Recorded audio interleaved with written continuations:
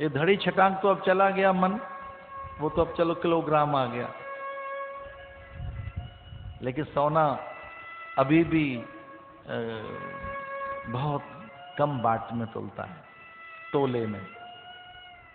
किसी सामान्य घर में जाकर देखो, वहां तो तोले में सोना तोलता है।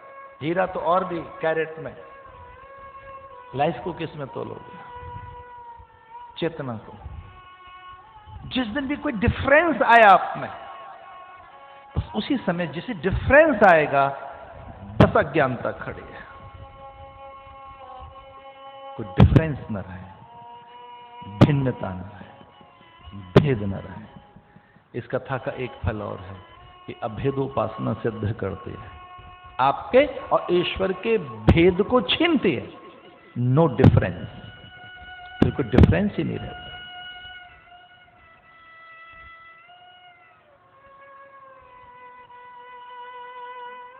एक बार बूंद सागर में मिले तो सही, सागर हो जाती है, वो अपनी विराटता को उपलब्ध हो जाती है। इस कथा का यही फल है।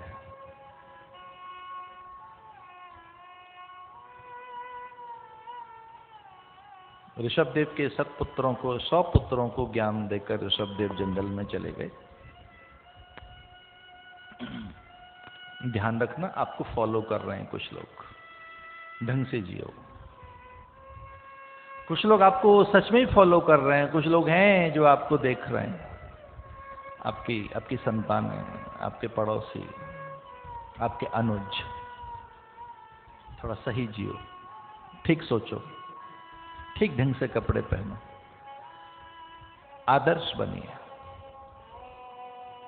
और ऐसे बनिए कि आपके अनुयायियों को कहीं और ताकना ना पड़े, कहीं झांकना ना पड़े, किसी और दरवाजे ठौर ठिकाने भटकना ना पड़े।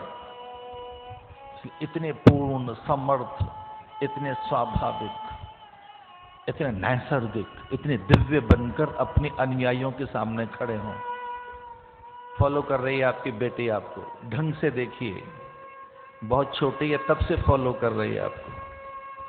जब वो गर्भ में थी तब से आपका बेटा, जब वो 2, 3, 4 साल के हैं, बालक हैं, ऐसे कहकर आंखें मत फेर लो, वो सब जानते हैं, वो सब सीख रहे हैं कि आप भोर में उठकर क्या करते हैं, रात को कैसे सोते हैं, भोजन कैसे करते हैं और किस ढंग से व्यवहार कर रहे हैं। लोक व्यवहार क्या है आपका? यद्यपि शुद्धम लोक विरुद्धम ना करणीयम ना करणीयम। लोग आपको फॉलो कर रहे हैं, और कोई कर रहा हो ना, अपनी दृष्टि में तो मत गिर जाओ, आपको तो अपना पता है ना। सही हो कीजिए। ऋषभदेव ने 100 पुत्रों को बुलाया, और जो आगे 9 बैठे थे वो नव योगेश्वर उसी समय ज्ञानी हो गए। उपदेश वहीं फलीभूत होते हैं जहां हम आस्था का निवेश कर पाते हैं, और सबसे कोई महंगी चीज है तो आस्था है, हमारा विश्वास है, हमारा फेथ है। हम बहुत कुछ दे सकते हैं दूसरों को। कुछ लोग कहते हैं चंदा हमसे ले जाओ, भले ही धन ले जाओ, हम आपको सपोर्ट कर देंगे, सब कर देंगे, आपके समर्थन में खड़े हो जाएंगे। हम वचनबद्ध हो सकते हैं, प्रतिबद्ध हो सकते हैं, संबद्ध हो सकते हैं, सब कर सकते हैं। आस्था ना, ये बड़ा कठिन है। हम जिसको मानते हैं उसी को मानेंगे। अंदर से चुपके से हम किसी को मान रहे होते हैं, किसी की भावनाओं को ठेस न लगे इसलिए अन्य के स्थान पर शीश झुकाते हैं। पर कोई एक आस्था ऐसी है जो हर जगह नहीं झुक सकती। जानते हो आस्था कहां झुकती है? आपका विश्वास कहां आपको बाध्य करता है शीश झुकाने के लिए? अरे शीश तो छोड़ो, साष्टांग प्रणाम करने का मन होता है। कहां? जहां उपदेश जागृत हैं, जहां चेतना उन्नत है, जहां चरित्र परिपक्व है, जहां जीवन की सिद्धि हो गई, जहां पूर्णता है, निर्विषयता है, जहां सकल श्रेष्ठता है। श्रेष्ठता हमें अट्रैक्ट करती, एक बार फूल खिलने तो दो।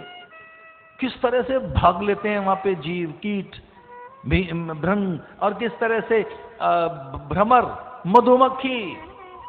एक बार गंध सुगंध मुकरंद फैलने तो दो, फूल को खिलने तो दो, वो कोई निमंत्रण नहीं भेजता, क्या जाओ मैं खिल गया। उसकी सुगंध सबको आकर्षित करती है। ठीक उसी प्रकार से जब आप में श्रेष्ठता सिद्ध हो जाती है, श्रेष्ठता बहुत बड़ा धर्म है, और जैसे आप में श्रेष्ठता सिद्ध होती है तब आस्था का लोग निवेश करने लगेंगे। और हमारी आस्था का निवेश कहां होता है? जहां श्रेष्ठता है, जहां पूर्णता है। नव योगेश्वरों ने, उनके 9 पुत्रों ने अपने पिता को आदर्श मानकर और वो जीवन मुक्त हो गए। ये बहुत अद्भुत शब्द है, जीवन मुक्त। मरने के बाद में हमें मुक्ति मिले, ऐसी मुक्ति में संशय है भाई मुझे। ये मुक्ति में आई एम नॉट श्योर कि मुक्ति मिलेगी मरने के बाद, ऐसा शास्त्र कहता नहीं कोई। मुक्ति की चर्चा मरने से पहले पहले है,